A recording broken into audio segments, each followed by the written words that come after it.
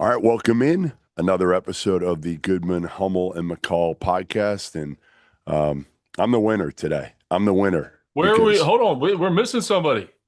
yeah, he's probably out golfing. I mean, my guess is he says he's busy, but we know he's not busy. And Hummel is out golfing somewhere, I gallivanting. can't. I can't. I can't give him a hard time. I played Okay. yesterday. All I right. played All with right. a Gator great, David Lee. You remember David Lee, Yeah, of course. three-time NBA Chaminade. All-Star. Got a chance to spend some time with him yesterday. It was great to see him. Great to catch up. Doing great. What'd you Has three shoot? kids now, What'd you so it was shoot? awesome. I shot 80. I Okay. shot 80. It's pretty good. I Hummel had a would decent. say he would have beaten you.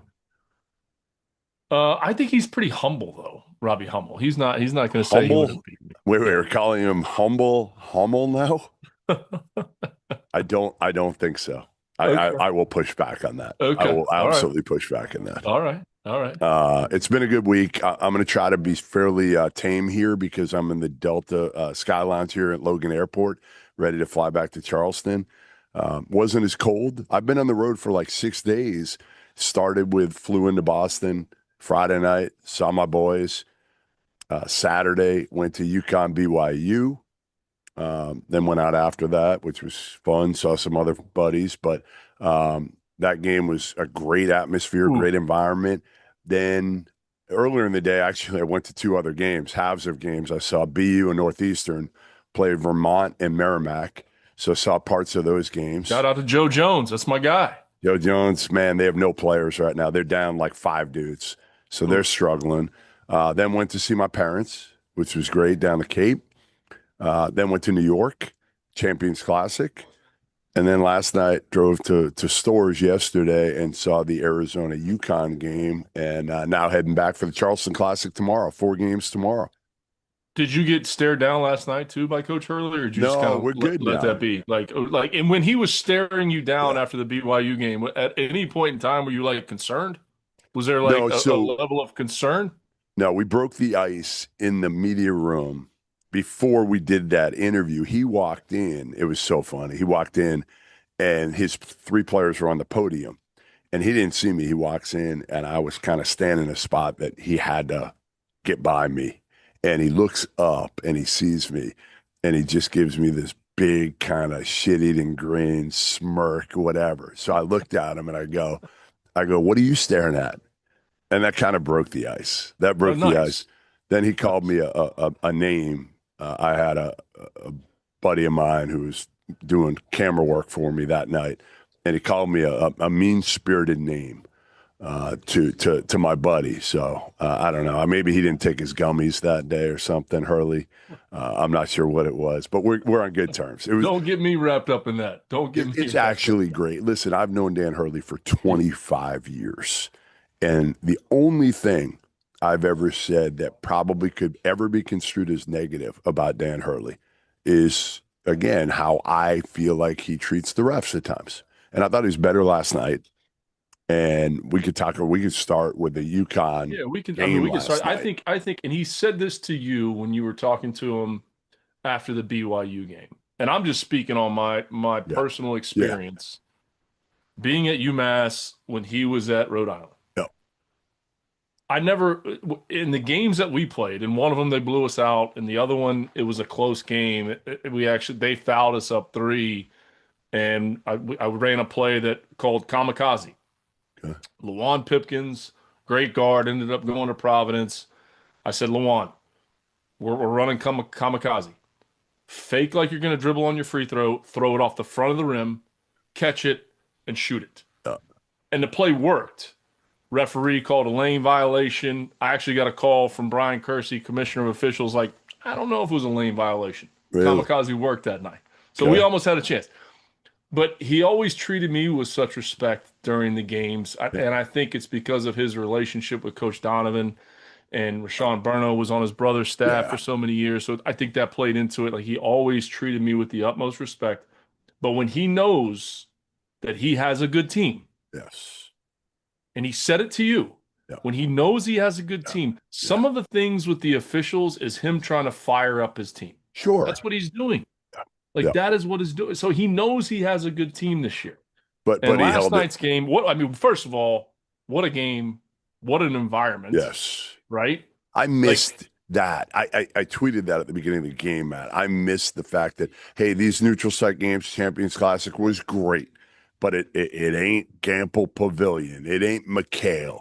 It ain't Rupp. It ain't Allen. It ain't any of those places. So, I do think, to be honest, I would much prefer to have more of those games than the neutral sites. But I understand the neutral sites, and I know last night it looked like in the United Center, it was rocking last night Brad between Underwood said it. Alabama and Illinois. All right, He, let's Brad let's get to Underwood said UConn it. first, Yep. and then I want to talk about Kentucky because I want to get your thoughts on Kentucky. But all right, so tell me if I'm wrong here with UConn. First of all, I've never seen Hurley so happy after a loss as he was last night. Really? Legitimately, like I don't know, happy is the right word, but like smiling, like Because not he knows they're upset. good. He He knows he has a knew team that can win the whole thing. He They knows were it. they were without arguably maybe their two best players, maybe Terrace Reed and Braylon Mullins. Right, Mullins hasn't played yet, a freshman, 6'5" shooter, probably their highest rated player in terms of NBA potential. Terrace Reed, their only true big who's played any minutes, and their best big and one of the best probably in the country this year. Solo ball was atrocious. Again, couldn't make a shot. Alex Caravan was atrocious. Period. Didn't play well at all, and they had a chance to win. Had a chance Had to a win. chance to win the game. So I think he's looking at this like we really couldn't have played any worse without two starters, and like we were in the game, we had a chance. So like I now he was upset with some certain things. I'm sure the fight he talked about that the fight of maybe Caravan and some of their other players not fighting hard enough in there. They got out rebounded by 20, but the kid, I'm going to mispronounce his name because I keep doing it. The kid, Ryby. What's his name? Ryby? Ryby. Eric Ryby. Ryby. Yeah. Ryby, whatever the hell his name is. He's Reeby, good. Ryby. One of He's, those two. he's good, man. He's Yeah. good. And he gave him Yeah. good, good enough minutes to that. Now Hurley's like, you know what? His confidence is there. Maybe we can play him and Terrace together a little bit. Certainly How use about him the a little bit three he more. made? Yeah. Yeah. I thought the roof was going to come off in the building. And he And almost had that M1 at the end, Matt. If that M1 goes down, now yeah. again, that play wasn't designed for him, Right. but he had a chance. He hits that. He hits the free throw. We're talking about probably overtime. I was kind of interested because I thought when UConn was making their run, Malachi Smith was in there. Yeah, he was good. He was Yeah, great. He yeah, had 8 just passing. assists, Yeah, 1 turnover, yeah. and I'm watching the game and he wasn't in there Nope, late, nope. which was kind of like I'm like, okay, this is the guy that helped you guys get back into the game Yeah, with how he was playing. yeah, He hit Ryby on the pass that when he knocked down the three. So that's another weapon, though. People forget how good he was at Dayton as a yeah, freshman. yeah. They forget it. Brother Yeah, Escucci he's been Smith, hurt a lot, so he's he's been not the hurt. same I mean, he player. was not the Yeah, same. yeah, My last year at UMass was his freshman year. So I saw it first, and I'm like, man, this guy, yeah. I'm Really not good. saying he's Scoochie, but No, but he's a good player. he's a really good player. Yeah, yeah. And if he's fully healthy, he's going to be able to come off the bench and impact games. That's what he's going to be able to do. And he was doing it last night. I was interested that he wasn't in there late, but it was because he He was in rode there with when the Hurley rode comeback with was his coming. guys, right? He rode with Demery. Yeah, He thought yeah. Solo took a terrible shot towards the end where he tried to, I think he just tried to get fouled. He stuck his foot out off balance. He's got to find his rhythm. Yeah. He's got to, he has not found his rhythm yet. And he's going to, for him to go 1 for 8 from the 3-point line. That's not going to happen. He was 3 for 10 in a game earlier this season. That's not going to happen. Like I he's going think to they find it could where he be, makes 5, as long Matt, as he's taking good ones.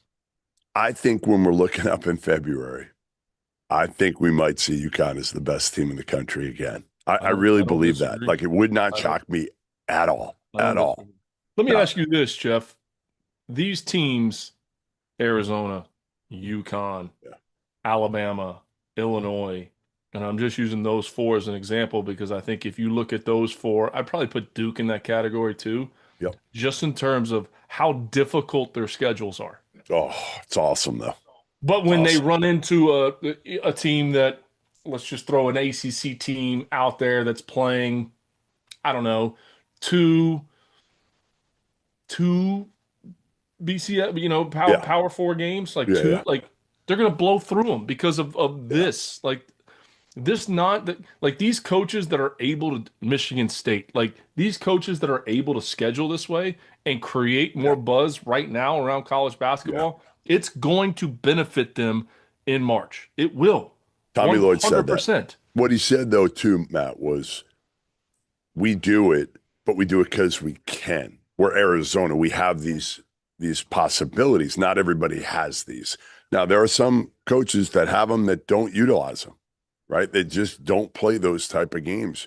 You know, obviously, you got to be careful if you're a coach fighting for your job. I understand that I one. get it. You're not, and I don't expect you to. But those guys with big time contracts that have ultimate job security right now, to not be playing big time, big boy games. Now, a lot of these teams are set. They're trying to get ready for next week for like players era, right? It's a big deal. Correct. So you're trying to ramp up to that. Again, I get it, but I also feel like just play like one in the first 2 weeks so that every night we got a great, so we can get to players era and we got one or two and we've had most, for the most part, in the first, what's it been, 17 days, that basically, in the Basically. first 17 nights, we probably had 12 or 13 good nights, Yeah. Yep. right? Arizona, Florida to kick it off. Yep. Villanova, BYU the Yep. same night. Texas, Duke Louisville, that same week. Kentucky, right? Louisville, And we've Kentucky, had a St. John's, bunch. Alabama, Yeah. right? Purdue, Alabama's had three of Alabama. them. Alabama's had three big boy matchups. Arizona's had three big boy matchups. Like Nate Oates deserves, I think, more credit than anybody. I agree. Anybody. Because let's face it, if you're John Shire, you're Duke, right? If you're Tommy Lloyd, you're Arizona. You've already got established programs that have done it for years. Nate Oates doesn't. He does not. Now, they've been to a Final Four, but he doesn't have to do this. And he does it every game. He, to me, he's the number one guy for me in terms of like, give him credit because he does not give a shit at all. 100%. Awesome. It's awesome for the sport, and it's worked. It's worked for them. 100%. All right. Like I would say this, like I'm looking at Michigan's schedule. Yeah. When you're talking about a top 5, top 6 team in the country, and 1 point win against Wake Forest at home, right? Or where was that game? That game was that was in Detroit, maybe? Detroit, Detroit? right? It was in Detroit. Then they play at TCU. That one comes down to the wire. Now they're going to play San Diego State here. They're going to play Auburn, which back then looked like a good, a high level game, right? And it might still be. It might still be. Yep. So I don't know. Like we're going to see how good they are. Yeah. But some of these other teams, like we're seeing it right now. All right. Let's finish up with UConn, Arizona. Then I want to get to Kentucky because, again, I just think that is the biggest storyline in the sport right now is Mark Pope's roster, the $22 million, how he reacted the other night. But let's hit on Arizona before we get there. And Arizona has the best resume in the country. You can't argue with that. You just can't argue with that. And he's starting 3 freshmen. And Koa Pete has settled down a little bit after that opening game, but double-double last night. Not much of a shooter. 16 and 12. Right. Settled down. And it was quiet. And it was a quiet 16 and 12.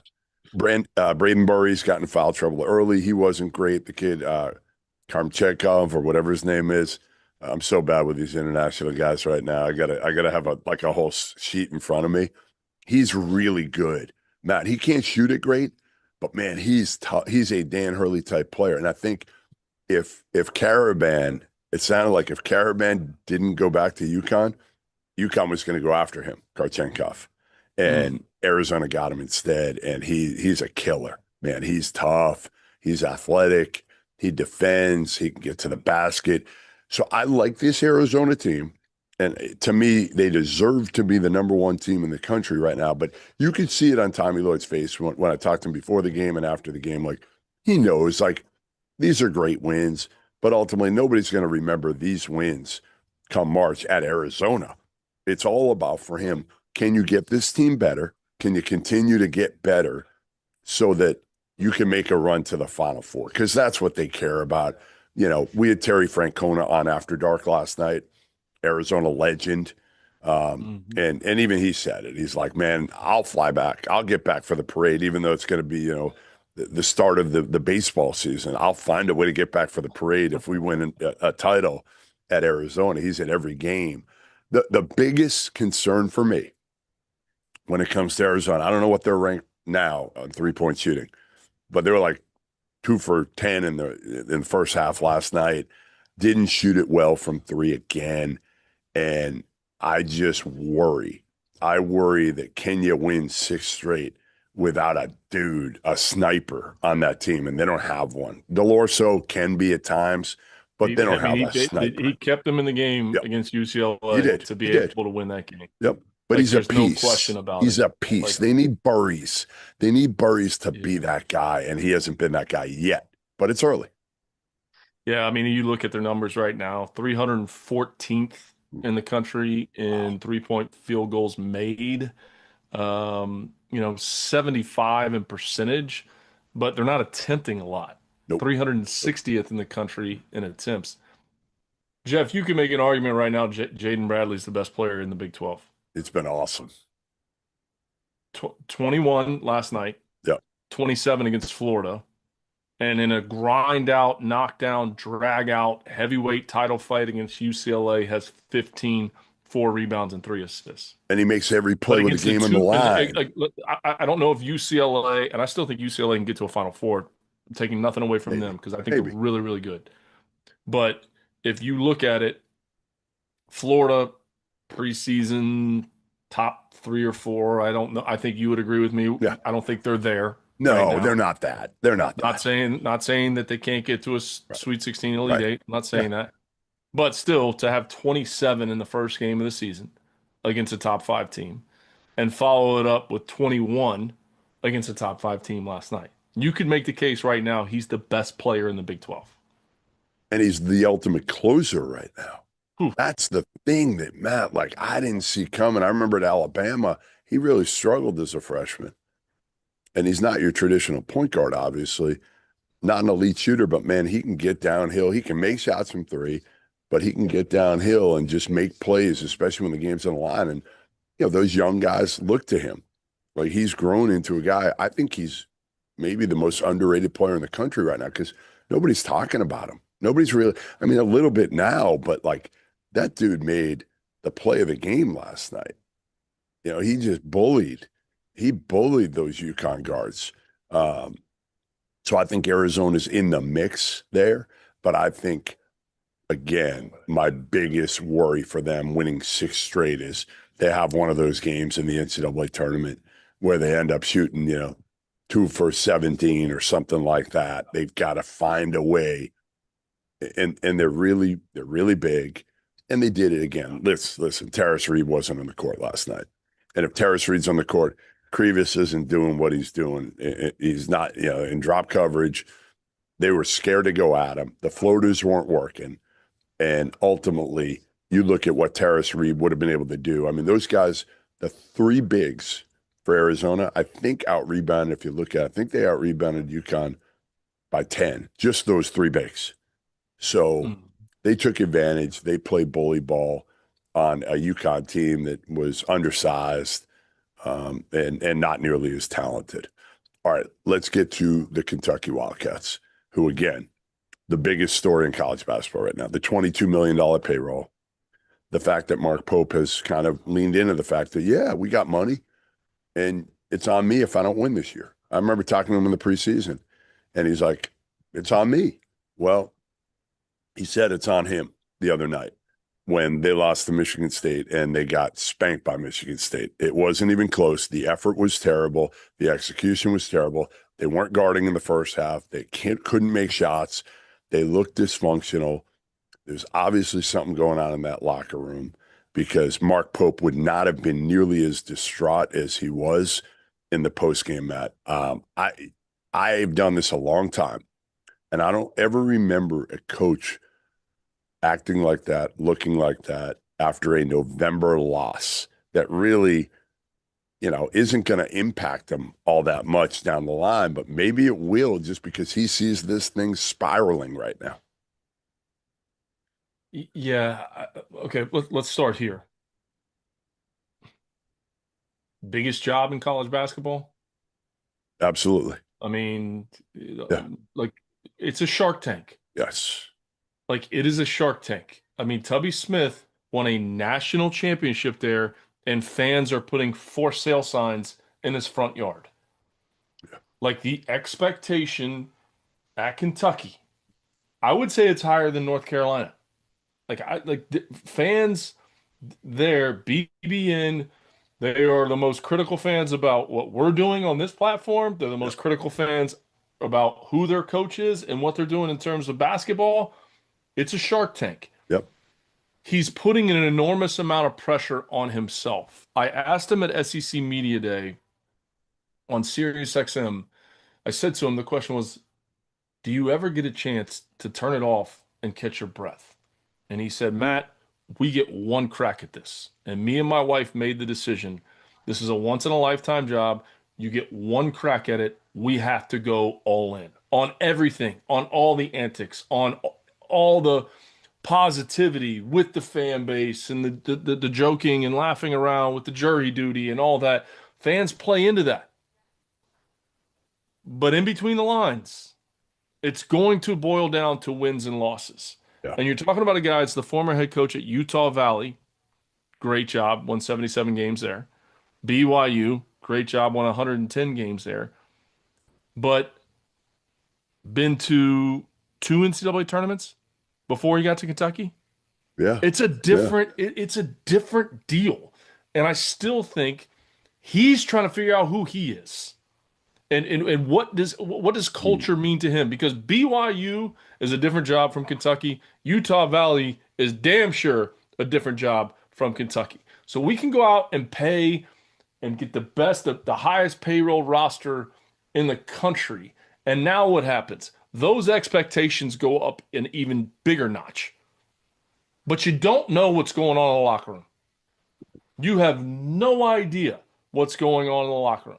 Like, how's Aberdeen feel? Like, Jalen Lowe's not playing, but when, no, I want the ball in my hand. No, like, those are the things he has to deal with. Like, you can be the most positive, energetic, and he's a guy that you root for, Yeah. right? Like, I mean, Yeah. we're talking Everybody like, loves Mark Pope. you're Everybody talking loves him. 11 years at Florida, like Florida, Kentucky, like it was like this, like in recruiting, in games, you would lose to them and you'd have an awful taste in your mouth, and you would win and you'd have the best taste in your mouth, right? You root for that guy, but it's got to be what is going on in the locker room, because when he's up there taking all the ownership, Oweh hasn't played to his capabilities. No. Are the expectations too much? Are they too much? And nobody within there is handling it well enough to be able to go out there and win games. That's the bottom line, in my opinion. Yeah. Is there a leader? Right. Last year, he was fortunate. He had Andrew Carr. He had Amari Williams. He had a bunch of dudes. Kirk Creasy, even though he got hurt. Yes. Lamont Butler. Like, he was lucky. He had a lot of winning players. He had leadership. He didn't have to worry about this stuff. Now Oweh slides into a leadership role that, he didn't have last year. He didn't need last year. Now it's like, where's it coming from? All right. So as you were talking, you know what hit me? And it's a little different. Obviously, the times have changed even from when he took over Florida. But Mike White, coming from Louisiana Tech, because you were talking about Utah Valley, BYU, and Mark Pope coached a different type of player. He didn't coach pros. He didn't deal with agents. He didn't have to deal with any of that stuff. Now it all came to him so quickly this year. And again, I think he got lucky last year. Fortunate, and he did a great job with it. Don't get me wrong. Yeah, He yeah. did a great job, but they recruited the types of kids that, frankly, he had at BYU to some extent. This year, they recruited a different level of player, different level of athlete, and obviously the money is different. And what maybe worked with last year's group hasn't worked so far with this year's group. Jalen Lowe, I don't know still. I talked to him before the game for a few minutes, and I don't think he's decided yet whether he's going to have shoulder surgery. He might. It's been dislocated a couple times already.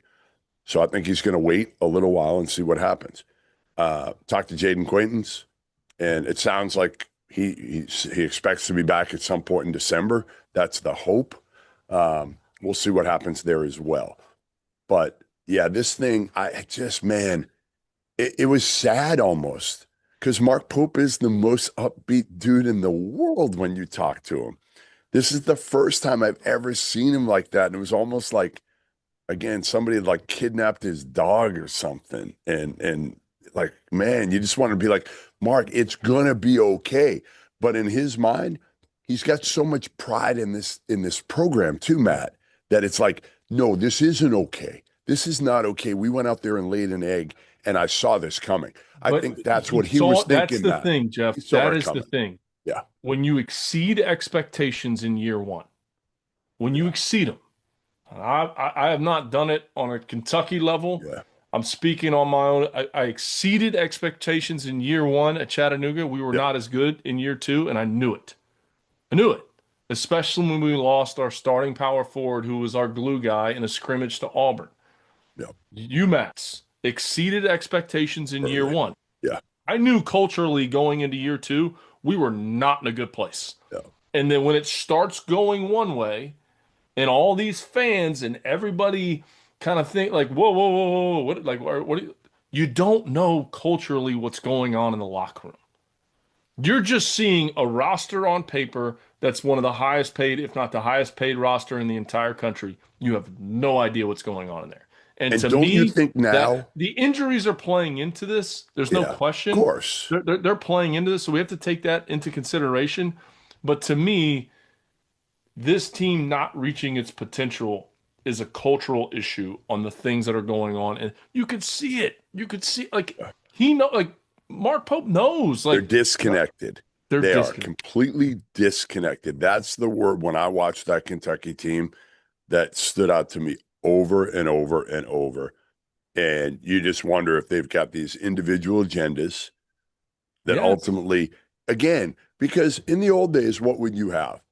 You might have an AU coach in their ear. You'd have maybe, a parent. But for the most part, when you were working for Billy Donovan, like he's handling that stuff internally, right? Like yeah, yeah. doesn't ever get to, well, now you've got, again, so many people that are on these kids because they're making $2-3 million. They weren't doing that before. There was only a select number of players that, let's face it, people were really going after because they were going to make money in the NBA. Now there's so many more that financial guys, agents, low-level agents that are in these kids' ears that Agents that aren't aren't qualified. correct. They're And they're not not the qualified to ones, be agents. no, no. And they have no idea what they're talking about. Frankly, a lot of There's them have there's no clue what they're talking about. And they're telling these kids, right now they're talking about like transferring after the year. Like for what? Just lock in this year. And you it's know what? more distractions. Like Correct. What did Billy, when you what when would you Billy like always it's like say? it's like a coaching staff that's disconnected. Yeah. Yeah. Yeah. And the players are getting messages from the assistant coach saying, "Well, if I would have done it this, like, if I was a head, like now you're creating confusion for your players. Yeah. You're Yeah. when you create confusion, you have no shot, right? So if this agent or this guy or this financial advisor or this parent or whatever is sending messages, Yeah. these kids got so much stuff going on in their head, they can't go out there and perform to their No. capability. They're not No. listening to the No. head coach. Nope. Don't listen to him. No, oh, we're struggling right now. See, if you jump in the portal, I bet you I can get you more money because it's not going well. Hey, maybe you should redshirt. Don't burn your eligibility. Maybe you should do that. Well, that's the Jalen Lowe thing right now. You don't think there are people telling him right now in his camp, hey, Jalen, you made 2 million this year, whatever it was. If you shut it down now, you're going to get an extra 2 million in college. You're going to get a red shirt. You don't think people are telling him that? Of course they are. Yeah, but I mean, you look at They his are, camp. Matt. I mean, They are. John Lucas, like, I mean, he's got some good people around But him, that's right? still I the mean, reality. The yeah, reality is that's still something that was never on the table never before. on the table. But now, because of the amount of money they're making, it's like, hey, you got to think about it from your future. And listen, Yeah, if that's my kid, I'm thinking the same way. Like, at least, hey, we got to explore this because you've already had 2 shoulder injuries, and we don't know if you're going to be healthy the rest of the year. Let's just see how this thing heals up for a couple of weeks. But if it happens one more time, yeah, we're done. We're done this year. We're shutting it down. We saw what happened with Lamont Butler last year at Kentucky, right? He kept coming back. He was never the same. Give him credit. He gutted it out and played through it all year. But he's a warrior. He's a killer. Like, Jalen Lowe's still got a lot to prove to get to that Lamont Butler level. Lamont Butler played in the national title game. So, all right. As you know by now, we have teamed up with BetMGM again this season. We'll be using BetMGM lines to make all of our picks, and we will have special offers for Field of 68 fans, including same-game parlays, best-in-class live betting, and daily odds boost. If you haven't signed up for BetMGM yet, use bonus code FIELD to get up to a $1,500 first bet offer on your first wager with BetMGM. Here's how it works. You download the BetMGM app. You sign up using bonus code FIELD. You deposit at least $10 and place your first wager on any game, and you receive up to $1,500 in bonus bets if your bet loses. Just make sure you use that bonus code FIELD when you sign up. Make this college basketball season one for the history books. Make it legendary. And don't forget, if you haven't signed up for BetMGM yet, use bonus code FIELD and get your $1,500 first bet offer today. Are you trying to follow everything happening in college basketball? It can be overwhelming. That's where the Field of 68 Daily comes into play. The Daily is your go-to source for recruiting news, game analysis, portal updates, and much, much more. For just $50 a year, you get access to the same information that your favorite coaching staff is subscribed to. Quality content can be hard to find in the college basketball space. The Daily is here to help. Make sure you subscribe today. With media days and on-site events the last 2 months, travel for me has been crazy. Luckily, I had Huel. This month, Huel launched in Target stores nationwide. Both of their ready-to-drink products are now available. The Black Edition has 35 grams of protein, 27 essential vitamins and minerals, no artificial sweeteners, and is gluten-free for under $5 a meal. The Daily Greens Edition, which I have here, peach hibiscus flavored, was developed by registered nutritionists and dietitians with 42 vitamins and minerals and superfoods, with just 25 calories, 4 grams of fiber, and only 1 gram of sugar. When you're busy with work, travel, children, and just life in general, Huel makes sneaking in meals quick, easy, and most importantly, healthy. Pick them up in Target stores nationwide, or if you're a first-time customer, get 15% off your purchase with the promo code F68 at Huel. That's HUEL.com/F68. If you're not a member of the Field of 68's On3 community, make sure to go check us out. Get access to all of Jeff Goodman and Rob Doster's written content, including coaching carousel breakdowns, info on who is and isn't entering the transfer portal, insider recruiting information from none other than Joe Tipton, X's and O's analysis of all the teams in college basketball, and access to our message board community. A 7-day trial costs you $1. The Field of 68 on 3. Get the scoop. What were your other biggest takeaway? I guess let's go to the Duke Kansas game. Was there a big takeaway to be had without Darren Peterson playing with Kansas? I mean, I like the fight from Kansas in the first half. Like, I like the battle to go out there and try to play inspired. Like, I don't think until he's back out there, obviously they need other guys to step up for them to reach their potential as a team. But until that guy is back out there, I don't think you can take anything away from that. I think we can still take away that Duke's good and Duke has a chance to win the whole thing, because it wasn't going great in the first half and they still found a way to battle back and, ultimately, win the basketball game. I mean, this guy Boozer is a winner.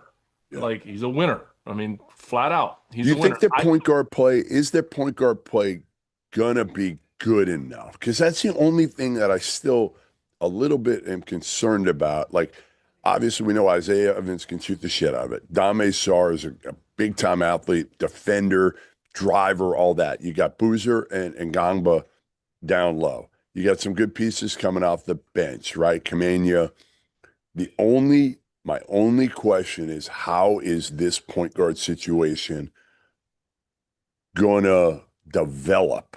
Right? I think Caden's gonna be the guy. I think, and he played very, very well that night. He played very well. I think you're best off with Caleb Foster coming off the bench. He was great perimeter in terms of how he guarded. I thought Melvin Council was able to get to the basket whenever the hell he wanted, and then they put Foster back on him. And again, Council's so fast, he just can't really shoot. That's the problem with Kansas right now. He can't shoot. But Duke, like you said, hey, they're in the mix. They're going to be one of the 10 teams that's going to have a shot, depending on matchups. And as long as they don't run into huge length and athleticism up front, because I do think that bothers Boozer. You saw it in that game. You saw it in that game with two bigs in Tiller and Badunga, who gave him some issues because of their length, because of their athleticism. But yeah, I'm not going against the Boozers. No, I mean, the guy had 18. You said bother him. He had 18 and 11. You know what I mean? Like, and 5 think about that. assists. And 5 assists. And a 5 assists. An So it's elite like, passer for I get it. But yeah, I think he's a winner. I'm with you. I think Caden plays within himself. He does. Like, he knows, okay, True. like, my brother's the dude. Like, he's the guy. Yeah. So let me go in here, not turn it over, pick and choose my spots offensively, and guard the other team's best guard. Like that's, and I think he does it. Like, I think he accepts that, which, think about it. Your twin brother could be the number one pick in the draft. Like, could be National Player of the Year. Yeah. Like, he's in the running I'll for push all these back. things. Here's one thing I will say. All right, after watching him, and I watch him a ton in AU ball in person, I don't think he has any chance of being the number one pick in the draft.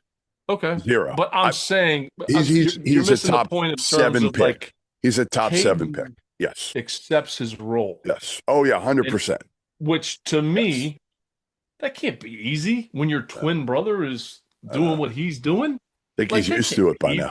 Like, to talk about the character, like, credit these kids' parents. Yes. And I know their dad played at a high, like, I get it, but, like, give them some credit, man, because, I mean, that's not an easy thing to have to deal with. And hey, oh, by the way, I'm going to go to school with him. Yeah. And I know he's going to be the star. And maybe at some point in time, I'll be the star 2 years down the road, right? 1 year down the road after this, whatever. Or maybe he goes pro too. I don't know. But the character piece of Caden to accept his role, that's why I'm not worried about the point guard play. That's why I love this Duke team. Is because, again, you brought in 2 freshmen that, first of all, play with a poise and maturity like of seniors. Both of them. They're at the Garden. And looks like they're honestly playing at the Peach Jam. No difference in how they approach things. Their Riverview preparation. Athletic Center. Yeah. Court 4. Right. I mean, seriously, it's true though. Like, A little bit different. These dudes are like this. They are so even Credit keeled. their parents, man. Yeah. Give credit to their parents. That's So how they were raised. Duke is Duke. Duke is kind of who we thought they were. Don't you think, for the most part? Who we thought they were. Now the question is, again, like I talked to Tommy Lloyd last night about, like, how much better can they get? Everybody's just kind of looking at the games. And these guys are talking about, no. It's going to be the time we have here to be able to practice and get better based on what we see from the game film. And here's the other piece. Yeah. Neither one of those teams have had to handle adversity yet. Right. When it hits, because it's coming. Yeah. None of these teams are going undefeated, not with the schedules that they're playing. No. But when it hits, how do they handle that? I don't think there's a dominant team. Now, I'll say this. Koa Pete against UCLA did not play well. Right. Who was the first player out on the floor after the game celebrating his teammate's success? Think about that, Jeff. Like, that I'm sitting there watching that, and I was in studio for NBC, and I'm sitting there, I'm like, look at this. What does that say? Guys, look at this. Yeah. This is why they have a chance to win a national championship. Yep. The guy that bursted onto the scene against Florida and destroyed that front court is struggling tonight. He's in foul trouble. He's not playing well. He's turning the ball over. He's not scoring. First guy out on the floor. to celebrate his teammate's Yeah. success. I think Boozer would do the same thing. I'm with you. Kansas, I don't want to spend a lot of time on. Like we said, we just haven't seen him without the potential number 1 overall pick. So the only question I have is the same major question I have for Arizona, which is, can they make shots? Like, do they have enough shooting around, even when they get Darren Peterson back? That time will tell. Hopefully he'll play next week in Vegas at the Players era. Bill Self was kind of non-committal on that right now. It's a lingering hamstring issue.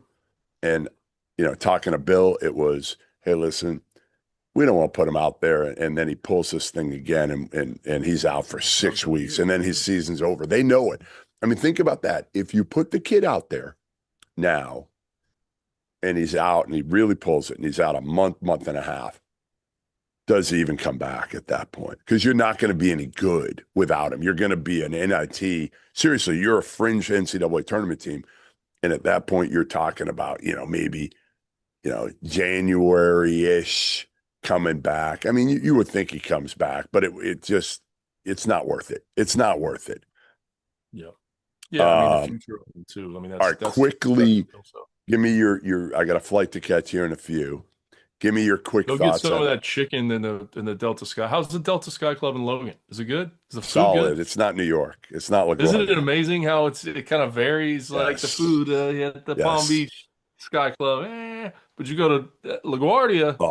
LaGuardia is like a hotel. It's like a Ritz. It's the best. So good, so good. All right, give me your take. Illinois, Alabama, in 3 minutes. What stood out? It's a high level game. And credit these coaches for playing it. I'll say this, Jeff, and I think you would agree with me. The SEC needed that win badly because the Big Ten was flexing their muscles a little bit in that one. I mean, you're going into the game, you're saying, all right, the SEC had a historic year last year, but the Big Ten's a better league. And I still think even with that result, I think it's still a better league. I'm looking at the SEC, as a whole. Guys that have a legit shot to win a national championship. I think you put Alabama in that category. I think Florida has some flaws. We've seen them, right? Trying to repeat. They still have, Tommy Houck, who's on my fantasy team, who is playing as good as anyone else in the country. But I think Alabama's like the one team in the SEC. You're like, okay, they can win it all. Yeah. They can win it all. Kentucky's not. I mean, take Kentucky's Kentucky out of the equation. Take Florida out of the equation today. No, but I think the bounce back for Alabama coming out of the Purdue loss to go on the road. I don't care that it was in the United Center. I don't care. It was a road game. That was a road game. And Underwood talked about it after the game in his comments, just about the crowd and how much it meant to him. But that was a road game. And for Alabama to go in there and win it the way that they did, Phylon continues to be impressive. He has 24, 3 for 6 from the 3-point line. I mean, it was good. I'm not Illinois, like a lot of these teams, they got to get healthy. It's got to take time. It's going to take time. It's going to take time. Well, so many guys are hurt. Back last night, but he's not he hasn't played. So you can't expect him to go out there and be like the guy. No, they'll be fine. I still think Boswell. I know I anointed him Big Ten Player of the Year. I mean, he was great. That trophy. Yeah. I may have to give it back to Braden Smith though after the Alabama win. I think maybe Braden Smith heard our podcast and was upset with me. I feel like this trophy, your McCall Player of the Year trophy, is going to go a lot of different places this year. It's moving around. It's going to be on the move. It's on the move. But Boswell continues to play well, man. Yeah, I mean, Illinois is going to be fine. I mean, they're both teams. Again, if we're listing that teams that can win the whole thing, there's 10 or 12 of them, and we've talked about a lot of them already today. And Illinois and Alabama are both teams that I think we would agree would be on our list. Would they be, I don't know where, 3, 6, 9, 12? I don't know, but they're on our list right now, and Illinois is still more of like a wild card. I think we know what we're getting out of Alabama, although that kid Bristow was really good last night, and I credited his time at Tarleton State with bully Clyde Gillespie as why he's so tough. Because he was a killer last night. Yeah, I mean, No doubt. I mean, 13 threes, 3 for 36. Yeah. They're going to continue to shoot them. Yep. You And know, they'll be in that's Vegas. They'll be in Vegas like this they're going to week too. continue to shoot them. Yeah. Like I just, my Yeah. only concern is there a night in March where they go completely cold? Like Well, it but is. again, we could say that about a lot of teams. Now, Yeah, again, no that's question. why I like UConn, because I think UConn has multiple really good shooters. So if one has a night, those are the teams I like come, in the NCAA tournament. If you're relying on one dude, it's hard because you're going to have an off night and you're going to have to win with your Yes. defense. And can Alabama win with their defense? I don't know, man. I'm not sold on that yet. But they're one of those teams. All right, before we go, gun to your head, today is now November 20th. November 20th. If I'm telling you, you got to bet the Matt McCall mansion on one team, Mansion. Do you know Matt- where I live? Like, I don't live in a like, you know, like I live in like a very expensive place with mansion in Amherst, Massachusetts. That was a mansion. Okay. A mansion. Okay. All right. All right. The Matt McCall house. If you had to put it all on one team today to win the whole thing, to that you just trust the most in the regular season and the NCAA tournament, just that team that you feel best about. Who is it? Purdue. Really? Purdue. You're still riding with Purdue. Purdue. I mean, how do you not? I'm not. You're going Houston, aren't you? No, I'm going UConn. Because of the adversity that they're facing? No, because I think the pieces are going to fit when they're back together. I see it. You can see it in how those pieces fit. And with Terrace in the middle, and you're not having to rely as much on Solo, and Silas Demery being a dude who can make plays, and Malachi Smith coming off the bench as a backup point. Caravan can slide back into what Alex Caravan needs to be, which is like a fourth guy when Braylon Mullins comes back. I just see how the pieces fit, and I'm telling you, when I saw Dan Hurley post-game last night, in the mood he was in, I sensed this dude knows he has a squad again, and you could just, I don't know. Again, it's just, when you look at a team now, you're like, all right, what's their major weakness? What's their glaring weakness? And we've just been through it, right? Kansas, Arizona, even Duke, against like speed and athleticism, they may have some trouble. I don't know when they're full, when they're 100% and whole. I don't know what UConn's weakness is going to be, because, the big last night, Big Eric, he was pretty good. He can come in and give you 18 or 20 minutes and be a change of pace guy from Terrace Reed, or you might even be able to play them together at times. So I'm going with UConn. I'm going with Dan Hurley, not because I made up with Dan Hurley, not because I made up with him. I'm so happy that you made up with somebody. I'm so happy. It just Had a makes good me so week. happy. I mean, like we got one YOLO. We got one life like to live. kumbaya. Let's just bridge the gap. Okay. Yeah, it was a kumbaya moment. Okay. Should I try to make up with everybody? That's impossible. But be a long list. There'd be a long list. Coach Hurley, I mean, one of the faces of college basketball. I told Hurley, I said, listen, I'm down in Charleston now. I'm the kinder, gentler person than I once was. But I think people disagree. I think people think I'm more of an asshole now than I was 20 years ago. I don't know. But just go get you some of that chicken in the sky. I think Hummel on the airplane. I credit Hummel. I think Hummel has turned me into a bigger asshole. I really believe that.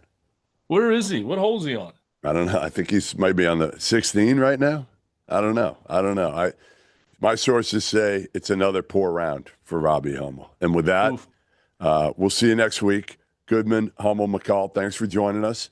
And make sure you tap in every single week. We are sponsored, as always, by BetMGM. And remember, wager responsibly. We'll see you next week.